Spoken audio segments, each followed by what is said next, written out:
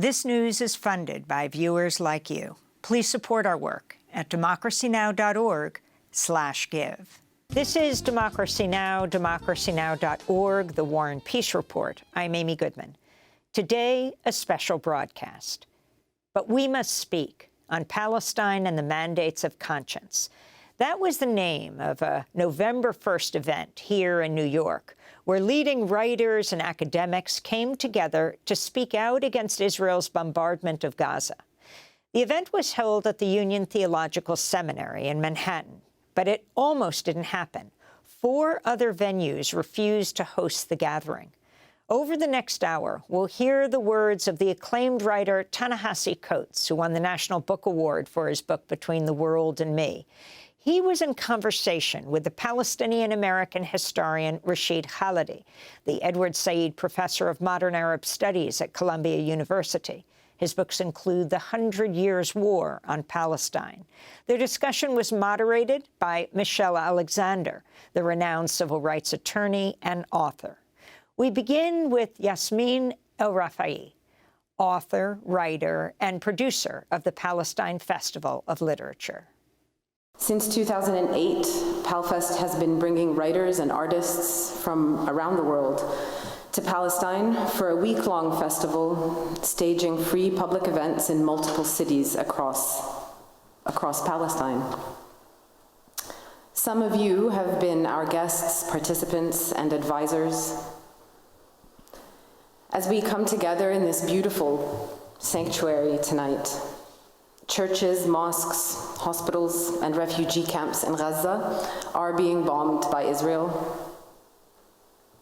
Our PalFest colleagues, friends, and partners in the West Bank are living in terror for their safety and the safety of their families. The young writers in Gaza who organized a night of poetry in the besieged Strip ahead of the opening of PalFest in Ramallah last May have stopped replying to their messages. Mohammed Al-Qudwa, who contributed a poem to that evening last May, is still occasionally replying to messages and posting on Instagram. With no food, water, or power in Gaza, and amidst constant bombardment, he writes that when his phone lights up, the internet feels like a miracle. Some of the writers and activists in the West Bank whose homes PalFest visited just last May and in years prior are having their photographs and addresses circulated on chat groups among armed Israeli settlers, calling for their murder. Some of the publishers and editors who have worked with these writers and artists and activists are in this room today.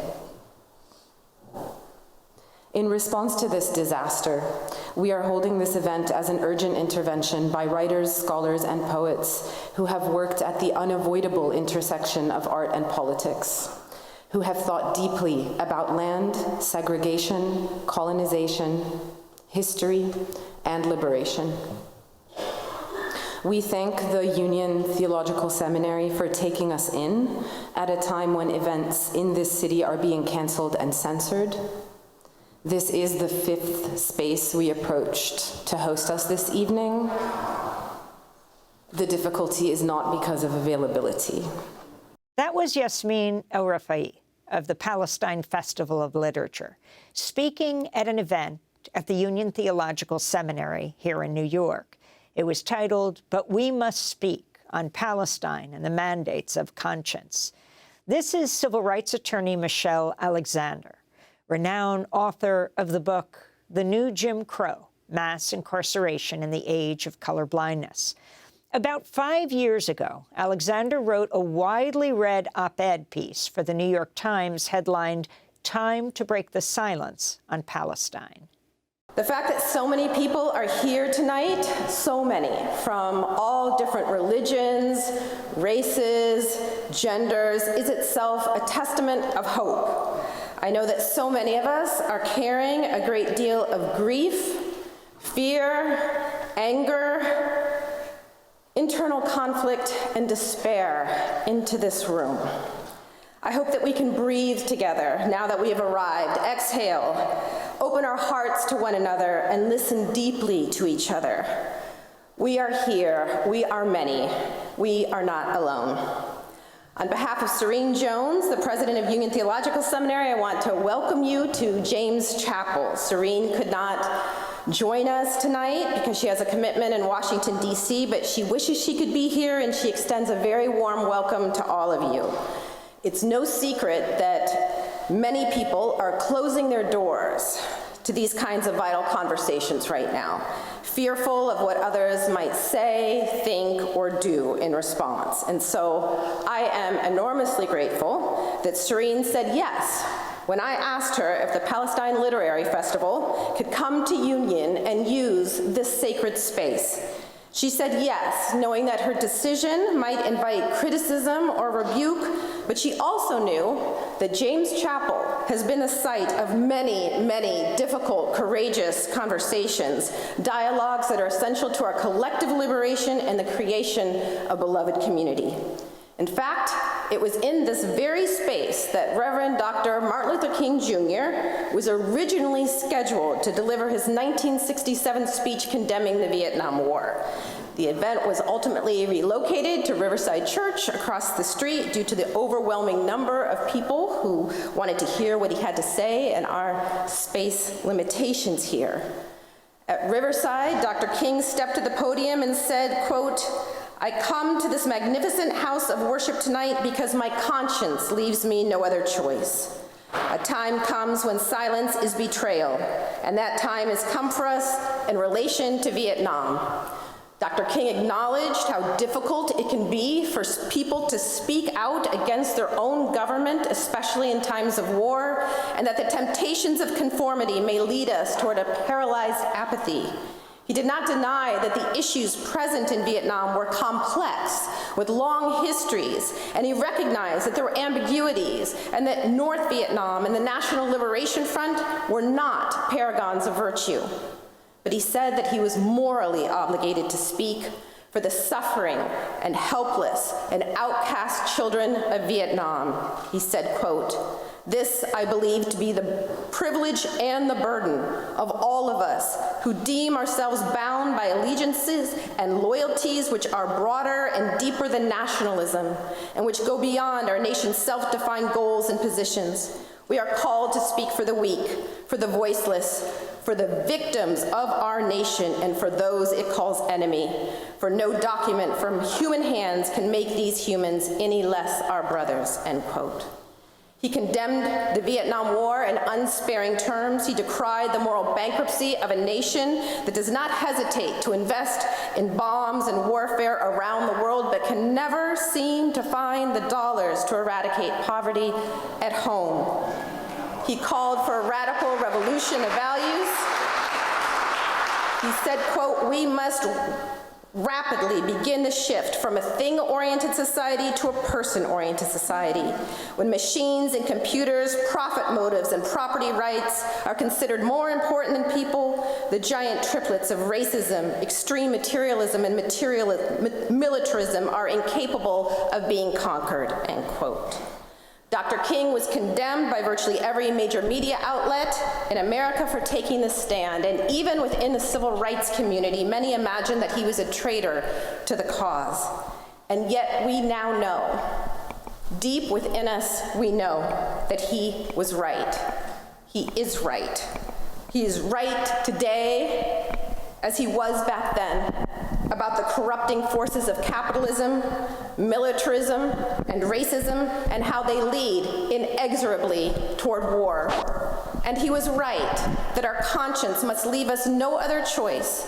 We must speak when the oppressed, the poor, the weak are under attack, when their homes are stolen or demolished, when they are forced to migrate and to live in unspeakable conditions, in open-air prisons, concentration camps, perpetually as refugees under occupation. We must speak. We must speak when Jewish children are brutally killed in the name of liberation, when anti-Semitism and Islamophobia slip in through the back door of supposedly progressive spaces, when Palestinian children in refugee camps are bombed and killed, when schools and hospitals and entire neighborhoods are laid waste, we must speak. When international law is treated like a naive suggestion, we must speak. Yes, it may be difficult. Yes, we will make mistakes. We are human. And yes, we may be afraid, but we must speak. Countless lives and the liberation of all of us depend on us breaking our silences. And what's required in these times, as I see it, is not only activism and politics, but also deeply personal spiritual work. As Grace Lee Boggs once said, quote, "These are the times to grow our souls." All of us have a conscience that whispers to us, sometimes in the dark.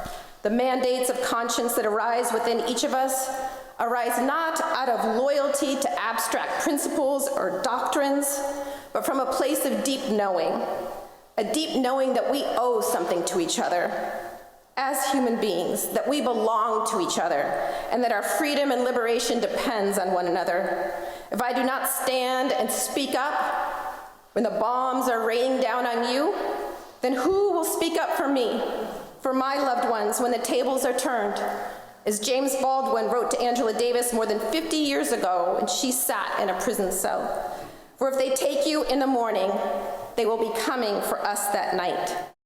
Civil rights attorney and author Michelle Alexander, speaking at a November 1st event at the Union Theological Seminary here in New York, organized by the Palestine Festival of Literature. This is Democracy Now!, democracynow.org, The War and Peace Report. I'm Amy Goodman.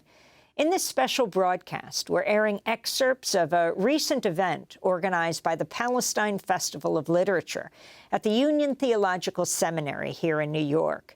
It featured a discussion between the acclaimed writer Ta-Nehisi Coates and Columbia University professor Rashid Khalidi. Coates won the National Book Award for his book Between the World and Me. His other books, We Were 8 Years in Power, The Beautiful Struggle, and the novel The Water Dancer. Rashid Khalidi is the Edward Said Professor of Modern Arab Studies at Columbia University. His books include The 100 Years' War on Palestine. Their conversation was moderated by the civil rights attorney and author Michelle Alexander, who asked about personal connections to Palestine. This is Professor Rashid Khalidi. I'm honored to be here, and I'm extremely pleased that it was possible to put this together.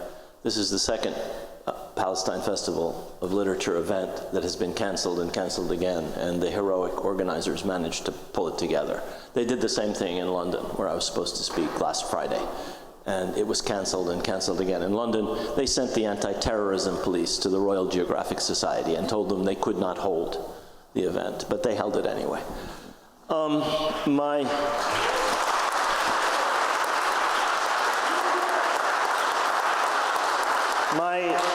My connection to Palestine is obviously a personal one. My family is from there. I have family there now. My niece's family is actually in Gaza. They live in Riman, which is a neighborhood of Gaza right near the sea, or not far from the sea.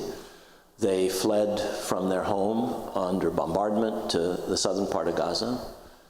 They were being bombarded there, and so they went back to the shelter of their home. And then just yesterday, because they were warned that the neighborhood would be bombed, they moved to the Al-Shifa hospital in Gaza, which is, like all hospitals in Gaza, threatened by the Israeli military with being bombed. So that's part of my connection, and I have family in other places there. I was there last in March, and it was obvious that the situation was on the point of exploding.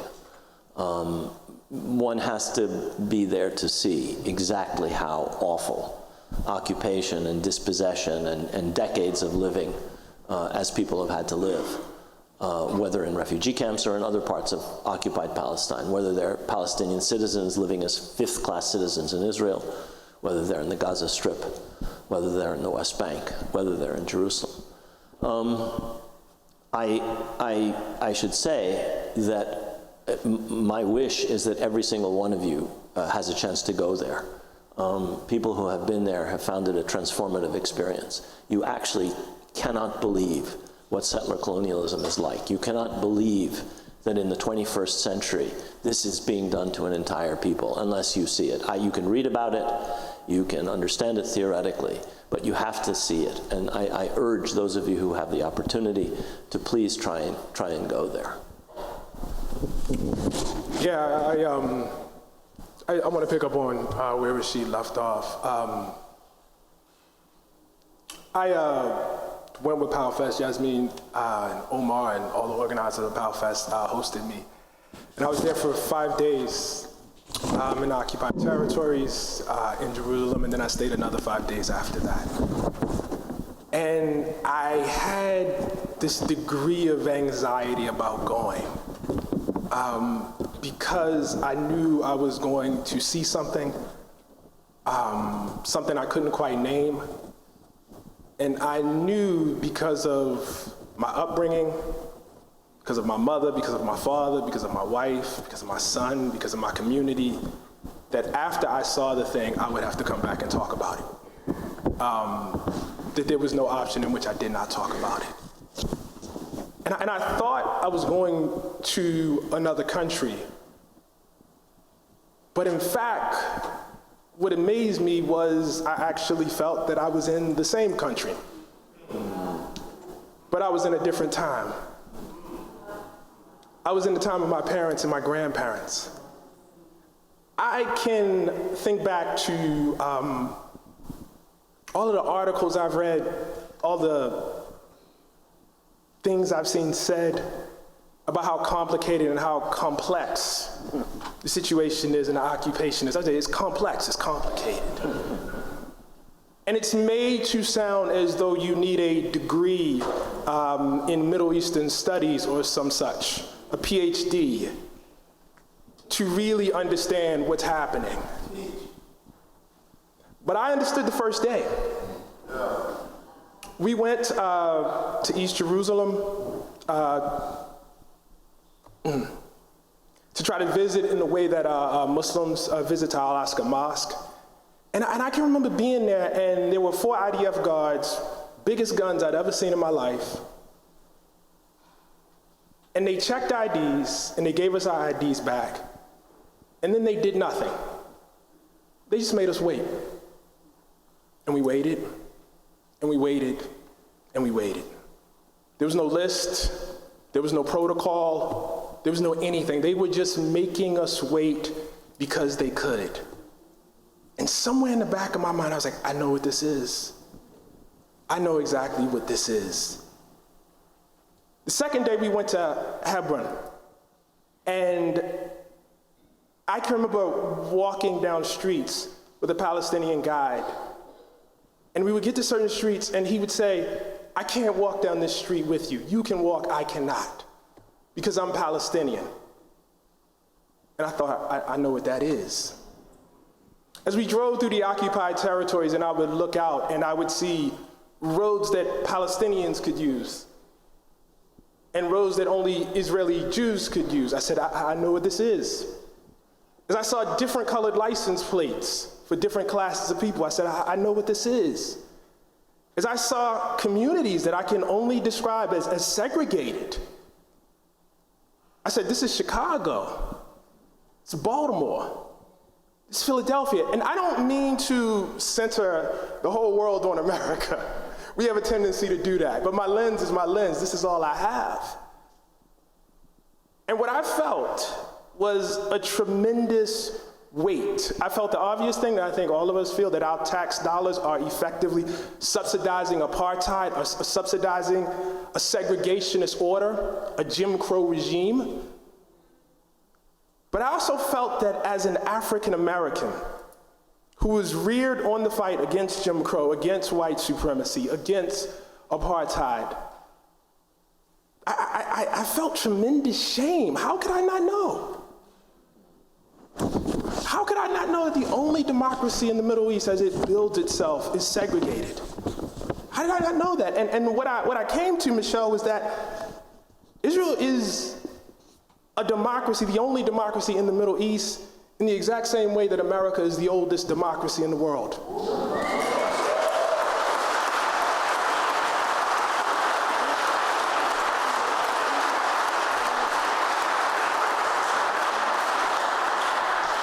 So the relationship was quite clear. It was quite clear, it was palpable, it was felt, and the responsibility was clear after that. Yeah. So let's take a step back and talk a little bit about the history. Both of you have written a lot about the importance of understanding history in order to engage meaningfully with our present. Both of you have talked about history as ongoing processes rather than as complete, finished, and in the past. And you've written that there was no isolated event, the Nakba, that began and ended in 1948, but rather a 100 years war on Palestine.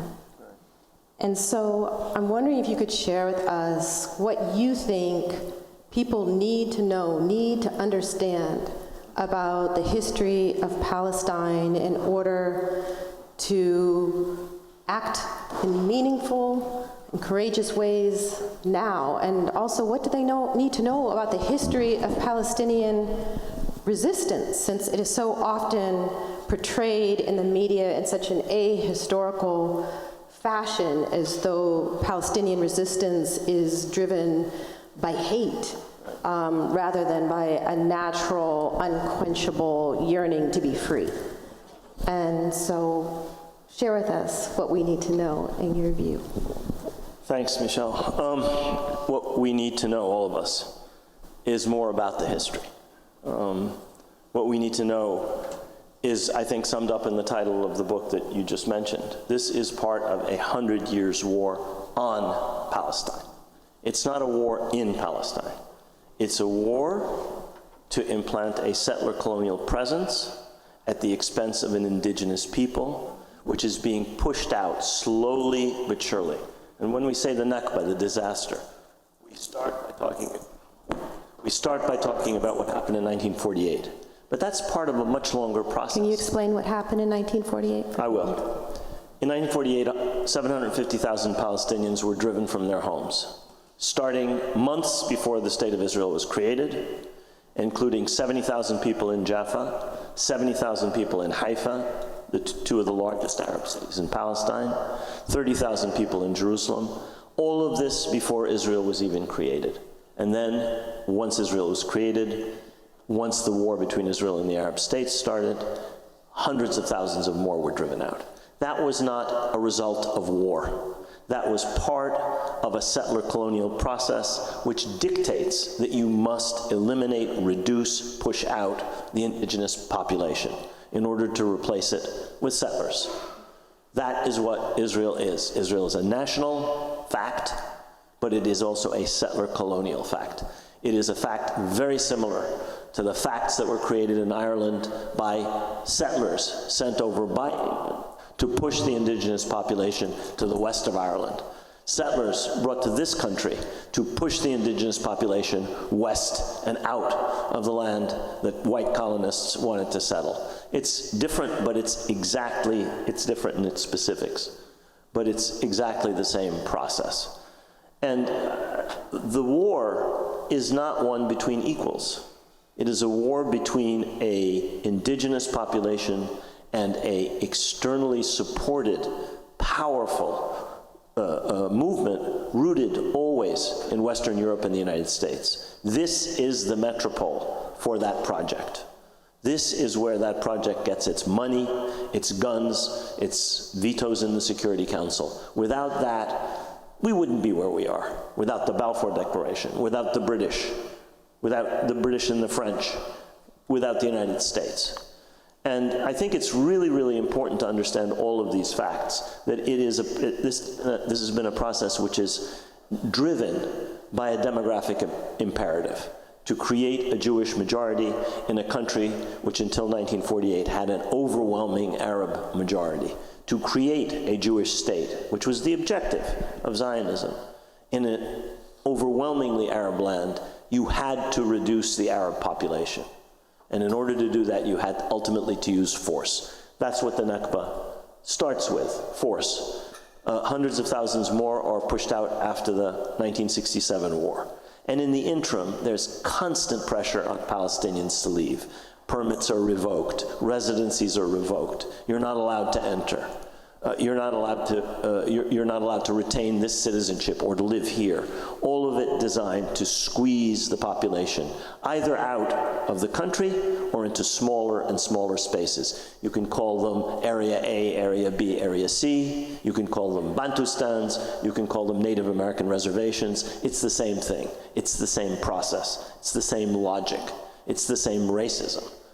And I guess the last thing I'd say about the history is that in this unequal struggle, which involves unremitting violence, one of the first leaders of the Zionist movement, a man named Zev Jabotinsky, the spiritual father of every government since Yitzhak Shamir's government, he said it. We need an iron wall. We need force, or we cannot do this. Every native population resists its dispossession. That's not me. That's Jabotinsky. And he said it again and again and again. And that is what has produced Palestinian resistance, unremitting violence. You cannot have dispossession. You cannot have people's homes and property taken away without the use of violence. You cannot force 750,000 people from their homes without violence. And that is what the Palestinians have suffered in this war. And they have resisted. Sometimes they've been successful, sometimes they've been unsuccessful. Sometimes that resistance was political or nonviolent, and quite frequently it was violent. Violence inevitably breeds violence. And every time the Palestinians have tried to resist nonviolently, the response was almost more ferocious than violent resistance. Why? Because if boycott, divestment, and sanctions, or action before the International Criminal Court, or the Great March of Return in Gaza a couple of years ago, when Israeli snipers shot down hundreds and hundreds and hundreds of unarmed demonstrators, if those things can succeed, then Israel is naked in a way that it's not when the resistance is violent. So when you ask why do you have violent resistance, you have violent resistance both because in order to impose this separate colonial reality on this people, unremitting, unceasing violence has been applied to them, and because finally people can only take so much. People can only take so much. And so I think that in order to understand this, and in order to advocate effectively for this cause, it's really necessary for us to understand all of these things, to understand the legal aspects, the kind of things that Noura Arikat has written about, to understand details about the politics, the kinds of things that many other people have written about, and to understand the history. This has been portrayed by a movement that is political, that is national. I'm talking about Zionism, that is economic, that is military, but is also a public relations project. It has sold a picture, what you were talking about, Ta-Nehisi, which people have swallowed with their mother's milk. And it is necessary to deconstruct that, and the only way to do that is to know better than they do the reality of what has been happening in Palestine for more than 100 years. So Ta-Nehisi, you can respond to that, but also I'm especially interested in your thoughts about the history of Black solidarity with the Palestinian struggle and kind of the extent to which you think it's vital for Black people to be in solidarity with Palestine and the struggle to free Palestine today. Yeah, well, I'll say a couple things. I think it's really important to acknowledge something, and that is that I'm a relative latecomer to this. It's not something that I had a real knowledge of. I had an intuition for it, I had an awareness of the tradition, but it really was not until I went there that I had a tactile feeling for it. One of the things that I will probably be making amends for, until the day they put me in the ground, if I'm honest, is in one of my most celebrated works of journalism, when I had to demonstrate tangibly how a reparations program could be done I look to Israel. And like I think about that. And one of my golden rules about writing is that, you only write after you've reported, you only write after, and I wrote without going. I wrote without going. And so while there is this long tradition of solidarity, for me personally, there's a thing of making amends. And it is terribly, ferociously important to me. I think about that, and I think about how gracious people were when I was over there. I think about how they took me into their homes. I think about how they fed me. And I think about how their only request was, when you go back, don't lose your voice. That was all they asked. That was all they asked. And so for me, I am obviously aware of the tradition. But this is personal. You know what I mean? I have some debts to pay. And I think it's really, really important that I be clear about that. We'll return to this conversation between the acclaimed writer Ta-Nehisi Coates and Columbia University professor Rashid Khalidi in a minute.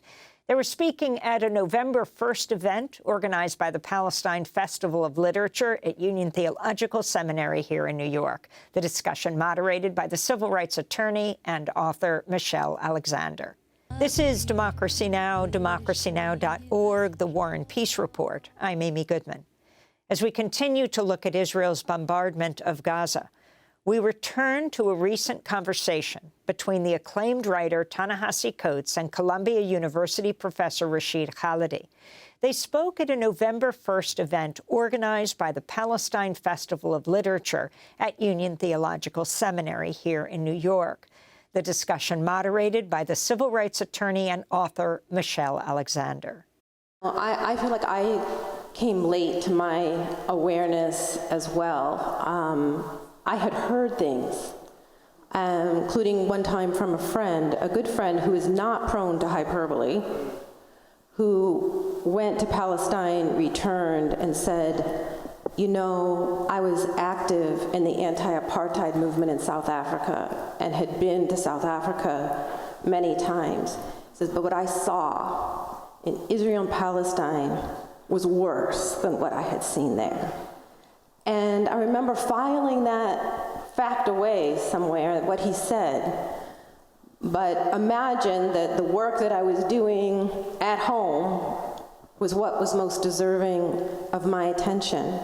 And it wasn't until the Ferguson uprisings when I began to hear that activists on the street who were facing tear gas and tanks, they were getting advice from Palestinians halfway across the globe, tweeting to them about how to deal with militaristic occupation and attacks, and following the experience that those activists had in Ferguson. Many of them went to Palestine and came back with stories and deep knowledge of the history. And as I began to learn more, I also came to learn that the Student Nonviolent Coordinating Committee was staunchly in support of the Palestinian cause, that Muhammad Ali had identified himself as strongly in support of the Palestinian cause, that there was a long tradition of, Black activists standing in solidarity with Palestinians. And I have to give a shout out to my sister's new book. She's a historian. She just published a book called Fear of a Black Republic. It's about Haiti and the rise and the birth of Black internationalism in the United States. But it is that long history of Black people understanding that their struggle for liberation crosses boundaries and that solidarity is necessary across those boundaries, I think, is calling to us now. And the fact that Palestinians were supporting folks in the street of Ferguson, and who also, I've heard, were showing their support for people in Flint, Michigan, giving advice about how to survive when your water's shut off. And so it's encouraging to me to hear about that kind of international solidarity in this time. But let's turn to some political realities in the United States right now. The United States support, as we all know, for Israel has been absolutely unwavering for decades, even among supposedly progressive politicians and elected officials. Mark Lamont Hill and Mitchell Plichnik have written an excellent book called Except for Palestine, The Limits of Progressive Politics. And I'd love to hear from both of you a little bit about these political realities in the United States right now.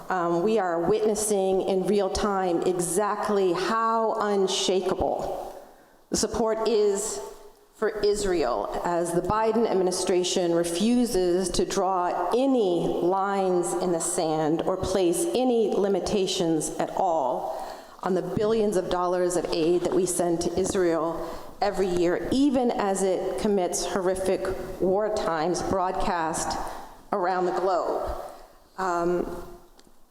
Why is our government not only tolerating this, but sending billions more dollars to Israel? And before you answer, I want to note that I think a clue can be found in a speech that a young US Senator named Joe Biden delivered on the Senate floor in June 1986. It's available on YouTube.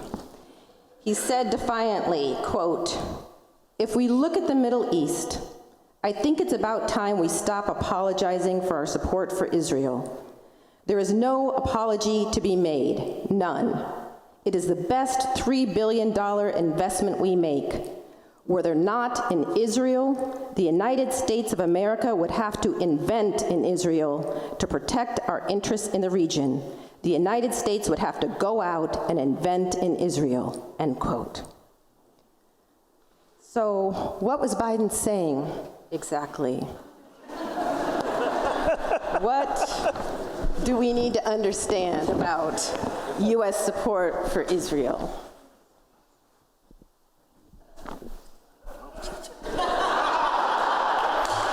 Hot potato, eh? I think we need to understand a bunch of things. We need to understand that there's a strategic thing there, serves American imperial interests, has always done. That's why the British started this project. They did not do it for the brown eyes of the Jewish people. They did it because it was in the strategic interests of the British Empire. And that's one reason the United States does it. We do not give $3.8 billion a year plus the $10 billion that Biden's asked for additionally this year for anything to do with sentiment. It has to do with strategy, it has to do with oil, it has to do with interests, imperial interests. It has to do with a couple other things. It does have to do with the evangelical right. That's one of the things that moved Britain to support the Balfour Declaration, to support a Jewish national home in an almost entirely Arab country. And it's one of the things that moves American politicians. The votes, the money, the concentrated political power of the evangelical right. It has to do with money. Our politicians are whores. They're bought and sold. That needs to be said. And the bigger the donor, the more services they get. And that's part of it. And if we ask, why is it that our media is so complicit? Well, it's partly because our media is an echo chamber for the people in power in Washington. I read the New York Times some mornings and I say the New York Pravda Times. And I read the Washington Post, I read the Washington Izvestia Post. They are like the Soviet press during the Cold War. They are, whether it's the Ukraine war or whether it's this war, they echo power. But they also echo money. Who owns the Washington Post? Jeff Bezos. Who owns MSNBC, NBC Universal? Who owns those institutions of the press? The same people who own the politicians, the same people who own our universities. Who runs our universities? Who runs our universities? Not the presidents and the deans and the department chairmen and women. It's the Board of Trustees. What is the Board of Trustees? It's the same people who finance the politicians, same people who own the media. So if we see a compliant media with a government that is supportive of Israel because of votes, because of the evangelical right, because of imperial strategic objectives, it's very simple. When we see university administrations kowtowing to one narrative on Palestine, as they have done right across the country, it's for the same reason that our media does it, and the same reason that our government does it. It's money, it's power. It's very, very, very simple. I can give you a more sophisticated explanation, but I think that that really sums it up, frankly.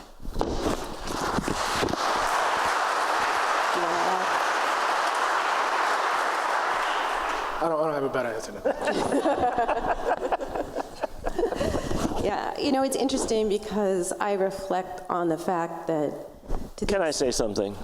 I hope I did not insult sex workers. I did not mean to do that. I did not mean to do that. I'm very sorry. Appreciate it. They're far above politicians. Sorry. I had to say that.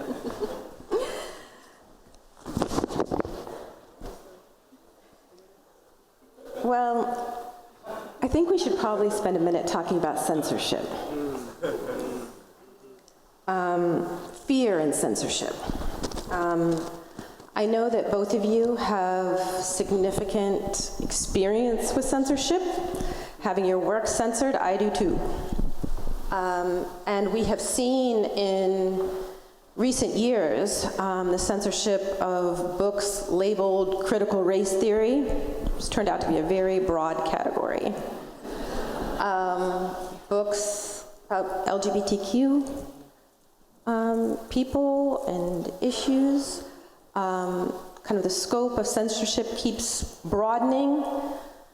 But we are seeing now kind of new forms, or very old forms, of being born again of censorship in this kind of war context.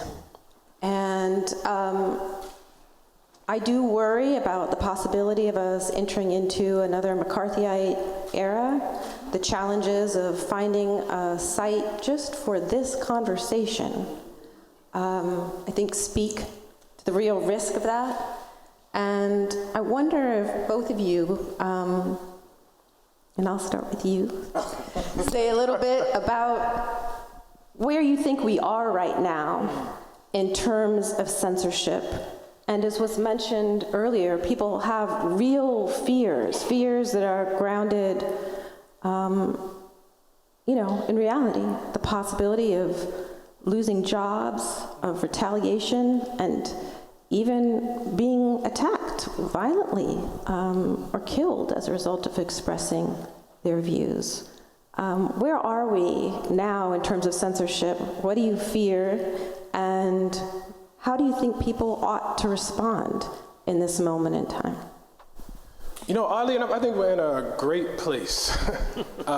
And I don't say that blithely. I say that, as you mentioned, having some very, very direct experience with my own work being banned in schools and libraries. And then this week, helping where I could, and ultimately, it was you, Michelle, but trying to, figure out where we could hold this event, and seeing, Yasmin go through all of the, hoops. So what I've gleaned from that is when people start resorting to instruments as blunt and direct as book bans or not allowing discussions, they're threatened. It's the weapon of a weak and a decaying order.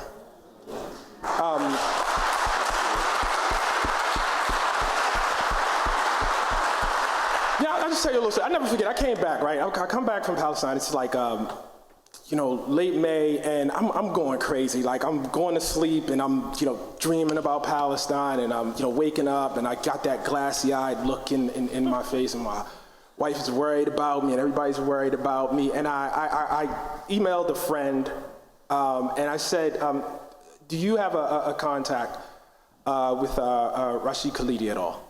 And he said, yeah, I do. And he connected us, and I wrote him, I said, listen, man, you don't know me from Adam, but I gotta talk to somebody about what I saw. And he said, it's okay. He said, look, I'm having a dinner this weekend, why don't you and your wife come? And I came, and we sat in community, and it was the thing that I needed. And among the many things that she said that night, he said, I have been fighting this fight for a long time, and I've never seen our side this strong. I've never seen the students of the university so galvanized. I've never,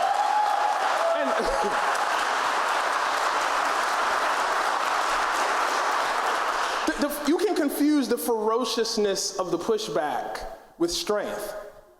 You know what I mean? But the fact of the matter is, in African American history, for instance, here in our struggle, the struggle is the most violent when people are the most threatened. The original and the oldest and the most lethal form of domestic terrorism was pioneered after the Civil War. And what it was in response to the fact that suddenly you had multiple states throughout this country with black majorities. You had a majority black legislature in South Carolina. The pushback had to be ferocious. It had to be violent. It needed to be because of the sheer strength of the threat. That's generally been our history. And so now in this moment, when I look out and I see, not just my work band, but I see the work of my colleagues' band, I see, as you mentioned, LGBTQ authors' band. When I situate myself within the history of black writing, and I understand the fact that there was never any safe moment for black writing in this country's history. When I understand that when Frederick Douglass publishes his narrative, and he goes and he talks about it, he has a price on it. He can be dragged back into slavery at any moment. When I understand that Ida B. Wells was driven out of Memphis, Tennessee for reporting on the lynching and the murder of her friends, and she continued to report on it nonetheless. When I understand that Elijah Lovejoy was shot to death and his press was shoved into the river, you have to be realistic about this moment. What happened to you, man? You had to find another location for your talk tonight. That was it. Actually quite simple compared to the long history of things. My wife was kind enough to send me an article about this district where they had banned Between the World and Me, right? And this is a deep red district, and there'd been this whole fight about it. And they went and they interviewed the library. And the librarian said, this is the most checked out book we've ever had. That's not because of me, that's because of the band. You understand what I'm saying? And so, like, the very fact that you guys are here, the very unfortunate fact that some of you who are watching this couldn't get in, you know what I mean? The fact that we had to struggle to find a venue for this event doesn't say anything about the strength of this movement here. It doesn't say anything about our strength. It says a lot about the threat and what people feel and the weakness. So, I don't know. I like...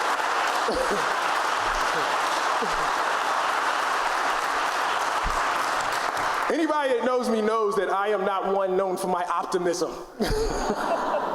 But I feel it in this moment. I really do. I mean, I don't have much to say after that. But I'm completely convinced that Ta-Nehisi's right. The first thing is this idea that the international community supports what Israel is doing acts as if the United States, Western Europe, and a few white settler colonies in Japan are the international community. They aren't. They're a pimple on the backside of humanity. The international community is India and China, Bangladesh, Indonesia, Pakistan, Congo, Nigeria, Brazil. I could go on. Those are the people who voted in the United Nations for a ceasefire. 120 countries. There were 14.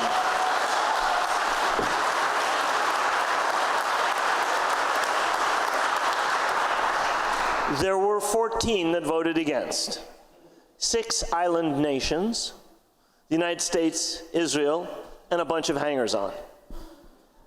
That's not the world. The world is actually with us. Indeed, in this country, the press, no. The politicians, no. The universities, certainly no. And by that I mean the administrations. But look at the campus that I teach on. 5 years ago, Columbia students voted overwhelmingly in support of boycott, divestment, and sanctions of companies that support the occupation. Overwhelmingly. Same thing happened at Brown. Same thing happened at Barnard. Same thing happened at Michigan. Same thing happened at almost every university where the thing was put to a vote. The students are with us. By a vote, we know that.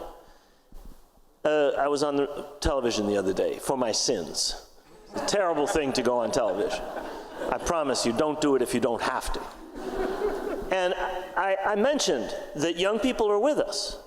And God bless her, the interviewer said to me, yeah, there's a poll here that says on Biden's handling of the Gaza situation, in the age group from 18 to 35, he has 10% support. 10%!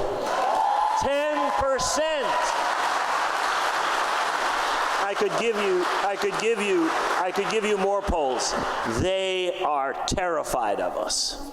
That's why we're getting censorship. We've got to close now, and I think as we sit here as in the center of the most powerful empire in the world, we need to think about what our responsibility is, as King said in the speech, to those who have been defined as our enemy, and consider not just like what we must say, but what we must do. Mm-hmm. And I'm wondering if you have thoughts that you want to share. I do, thank you. One of the things that I argue in this book that you mentioned is this is not a war on the Palestinians waged by the Zionist movement or Israel alone. It's a war waged on the Palestinian people by Israel and the United States. Mm. Those are our weapons. Mm. Those are American F-35s, American F-15s, American F-16s, American 175 millimeter guns, American 155 millimeter guns. They fire shells of 100 pounds each. I could tell you their kill radius. I could tell you how large the diameter of a 2,000-pound bomb dropped from an American plane is. That's us, our tax dollars, our votes. We must oppose with action, with words, not just weapons that we send to Israel to kill people with, being used in that way. Incidentally, in violation of U.S. law. U.S. law mandates that weapons can only be used for defensive purposes. Why do you think they keep saying in every one of their statements that Israel has a right to defend itself? Because otherwise, they would be in violation of U.S. law in sending those weapons to Israel. If killing children in Jabalia camp is a defensive purpose, then it's legal. And if it's not, they're in violation of the law. We must oppose that, and we must oppose the possibility of the United States being complicit in ethnic cleansing. We must oppose it as strongly as we can. Otherwise, we are the ethnic cleansers, and we are the killers. We may not be the ones pulling the trigger. We may not be the people forcing people out into Egypt or into Jordan, but we are responsible. Our government has just said that it's willing to fund that. Now, maybe they'll pull back on it, but they'll only pull back on it if we make them stop. Thank you. That was Columbia University professor Rashid Khalidi in conversation with the acclaimed writer Ta-Nehisi Coates at a November 1st event organized by the Palestine Festival of Literature at Union Theological Seminary here in New York. The discussion was moderated by the civil rights attorney and author Michelle Alexander. Democracy Now! Is produced with Mike Burke, Renee Feltz, Dina Guzder, Messiah Rhodes, Nermeen Sheikh, Maria Taracena, Tammy Warrenoff, Tarina Nadura, Sam Alkoff, Tamery Astudio, John Hamilton, Robbie Karen, Hani Massoud, and Sanji Lopez. Our executive director is Julie Crosby. Special thanks to Becca Staley, John Randolph, Paul Powell, Mike DeFilippo, Miguel Noguera, Hugh Grand, Dennis Moynihan, David Prue, Dennis McCormick, Matt Ely, and Emily Anderson. I'm Amy Goodman. Thanks so much for joining us. Democracy Now! Is funded by viewers like you. Please give today at democracynow.org/give.